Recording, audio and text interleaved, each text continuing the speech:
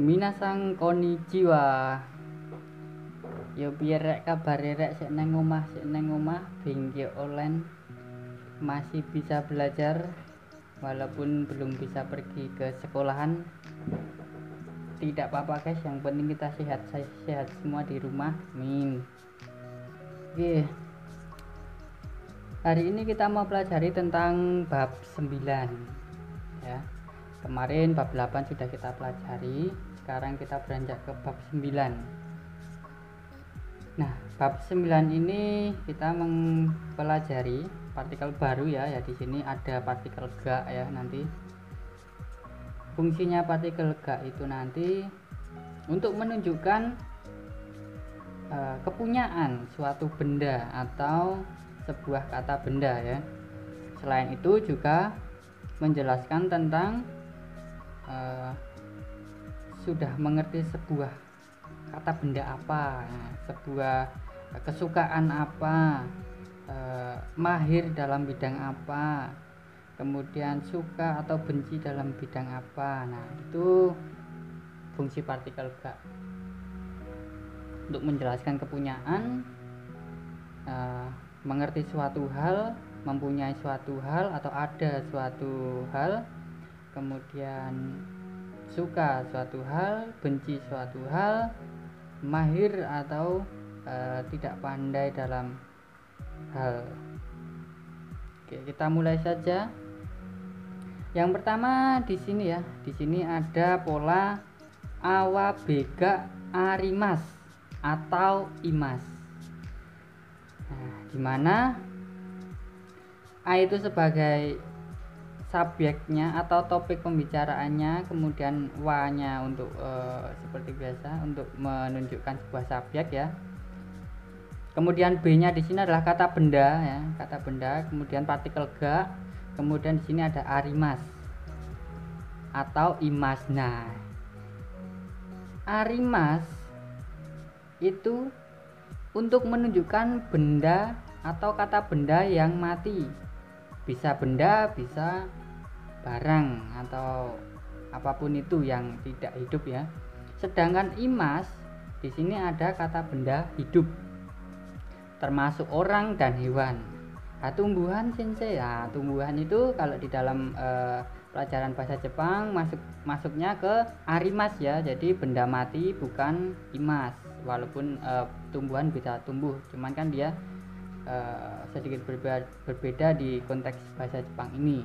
Intinya arimas itu untuk benda mati, imas untuk kata benda hidup. Awa bega arimas atau imas ini artinya dalam pola tersebut adalah A mempunyai B atau A ada B. Nah, di sini saya kasih contoh ya, re bentuk positif ya. Watashi wa komputer ga arimasu. Saya mempunyai komputer. Oke, bentuk positifnya seperti itu. Kemudian bentuk negatifnya di sini Ido sangwa neko ga imaseng. Saudara Ido tidak mempunyai kucing. Nah, perbedaan antara kalimat yang pertama dan kalimat yang kedua di sini, kalimat yang pertama itu adalah bentuk positif ya. Karena di sini kata kerjanya paling akhir itu bentuk positif. Dan kata kerjanya yang terakhir di sini adalah arimas. Jadi watashi wa komputer ga arimasu. Seperti yang sudah dijelaskan tadi, arimas itu untuk menunjukkan kata benda mati. Nah, di sini ada komputer, ya kan? Ada komputer di sini. Komputer atau komputer. Komputer itu kan benda mati. Jadi kita tunjukkan dengan kata kerja arimas. Sedangkan kalimat yang kedua, Ido sangwa neko ga imaseng. Ya, di sini saya ambil contoh kalimat negatif. Saudara Idrus mempunyai kucing. Nah, di sini kata bendanya atau B-nya di sini adalah neko atau kucing. Kucing kan hewan ya kan. Kata benda hidup ya kan. Nah, makanya di sini kata kerjanya yang dipakai adalah imaseng dalam bentuk negatif. Oke. Kemudian kita lanjut ke kalimat tanya. Contohnya di sini adalah Anata wa Nihongo no jisho ga arimasu ka? apakah Anda mempunyai kamus bahasa Jepang? Jawabannya di sini, hai, arimasu ga kino tomodachi ni kashimashita. Ya, punya, tetapi kemarin saya telah meminjamkannya kepada teman. Nah, di sini saya kasih contoh mix ya, dari pola-pola sebelumnya bab 7 ya. Nah, ini contohnya untuk kalimat tanya ya. Jadi di dalam pola seperti ini itu kata kerjanya bisa diubah ke bentuk positif, bisa diubah ke bentuk positif lampau, bisa diubah ke bentuk negatif, bisa diubah ke bentuk negatif lampau. Yang penting nanti sesuai kalimatnya ya. Jadi misalkan waktunya kemarin ya kita harusnya lampau ya kan. Boleh kita buat tanya juga. Nah, kemudian di sebelah sini ada kata tambahan ya. Di sini ada daitai. Itu artinya adalah sebagian besar. Kemudian ada takusang, banyak. Sukoshi, sedikit. Nah, itu akan diikuti dengan pola kalimat bentuk positif ya. Kemudian di sini ada amari. Artinya adalah tidak begitu. Zeng-zeng, sama sekali tidak. Nah, untuk amari dan zeng-zeng ini kalimatnya harus diikuti dengan kalimat negatif ya. Masih ingat toh kemarin ada pelajaran amari ya, pasti kata kerjanya itu nanti akan diikuti dengan bentuk negatif. Oke, jadi kalau kita mau menambahkan ini, contohnya kita bikin kalimat seperti ini.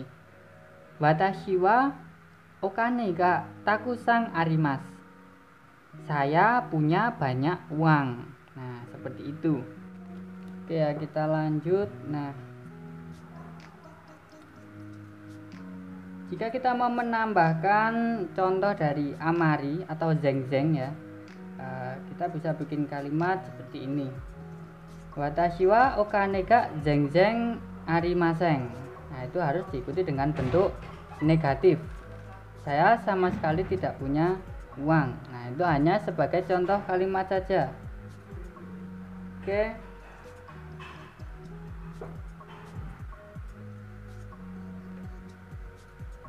Oke guys, kita lanjut untuk pola yang kedua ya. Pola kedua di sini ada awa bega wakarimas. Nah, di sini ada kata kerja wakarimas, artinya adalah mengerti atau paham. Nah, di sini ada partikel ga, intinya awa bega wakarimas itu artinya adalah A paham atau sudah mengerti B ya. Contohnya, watashi wa eigo ga sukoshi wakarimasu. Saya sedikit mengerti bahasa Inggris. Nah, ini untuk kata kerjanya ini kalian bisa gunakan juga bentuk negatif, positif lampau maupun negatif lampau, dan juga bisa untuk bertanya ya. Jadi nanti kalian rensunya akan membuat kalimat positif, negatif lampau, positif lampau. Oke, kemudian yang berikutnya adalah awa bega jozu des ya. Jozu des. Jozu di sini artinya adalah mahir atau jago melakukan sesuatu ya. Jago untuk sebuah kata benda yang bersifat aktivitas. Di sini kita bisa ambil contoh A pandai B ya. Eko sang wa takyu ga jozu des. Saudara Eko mahir atau jago takyu. Nah, takyu di sini adalah pingpong ya. Saudara Eko pandai atau mahir pingpong. Nah, ini bisa kita gunakan untuk memuji seseorang ya. Dan ini akan sedikit berkesan sombong jika kita pakai untuk kita sendiri ya. Contohnya watashi wa takyu ga jozu des. Saya mahir pingpong. Nah, di situ kan kondisinya kan kita kan sedikit kesannya aku iso gitu. Aku bisa pingpong dong. Nah, kan kayak sedikit ada kesan sambungnya di situ. Nah, kemudian selain Jozu di sini ada Heta. Sebenarnya ini lawan kata ya. Jozu itu pandai atau mahir melakukan sesuatu, Heta itu sebaliknya tidak pandai atau bodoh dalam melakukan suatu hal. Di sini A tidak pandai B, awa bega Heta des. Contohnya, watashi wa suiei ga Heta des. Saya tidak pandai dalam hal renang ya di sini. Saya tidak pandai renang. Saya bodoh renang. Maksudnya di situ saya tidak pandai melakukan aktivitas renang ya. Seperti itu. Nah, kemudian awa bega suki des. A suka B. Nah, contohnya di sini Ruki kung wa karai tabe mono ga suki des. Kak Luki suka makanan pedas. Nah, sebaliknya di sini ada kirai. Kirai itu adalah benci atau tidak suka, lawan katanya suki. Suki kan tadi kan suka. Kalau di sini ada kirai, benci suatu kata benda ya. Awa bega kirai des. A benci B atau A tidak suka B.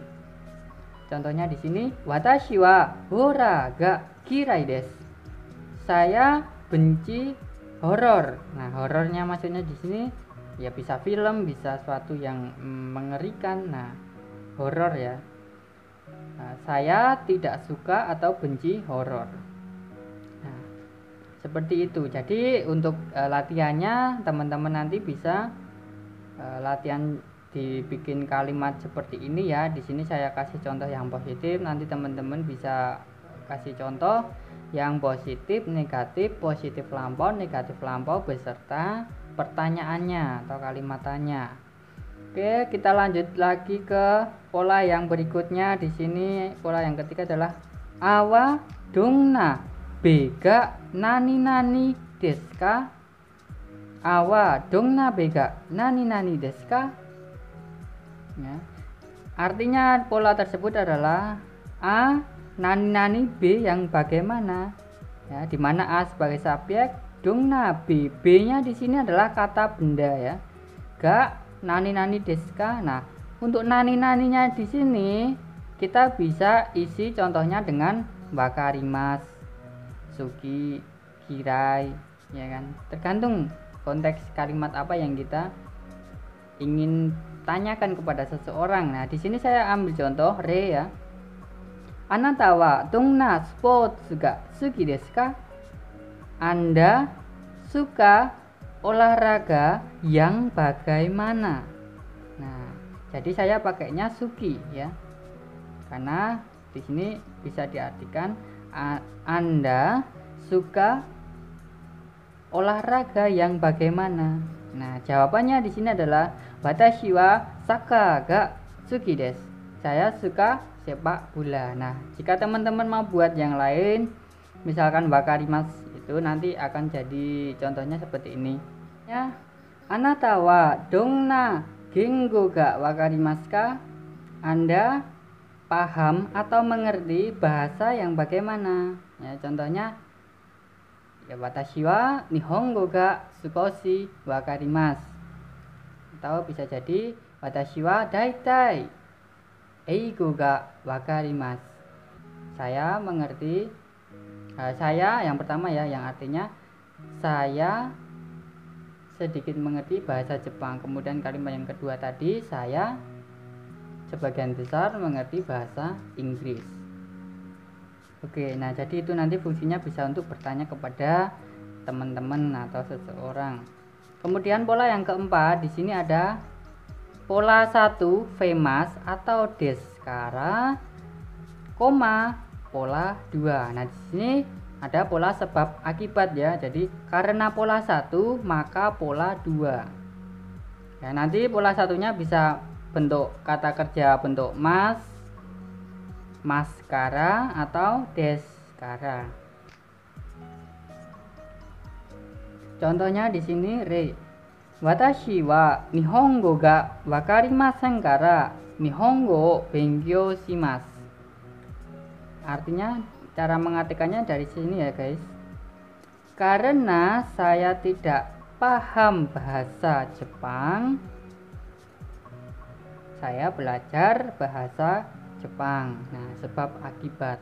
Nah, untuk pola yang berikutnya, pola tambahannya di sini ada doshite desu ka atau doshite feimasu ka. Nah, V-nya di sini kata kerja ya. Artinya adalah mengapa atau mengapa melakukan itu, suatu hal itu. Nah, contohnya di sini saya kosongi, nanti teman-teman bisa buat sendiri ya. Nah, contohnya doshite anata wa fax de report o okurimashita ka?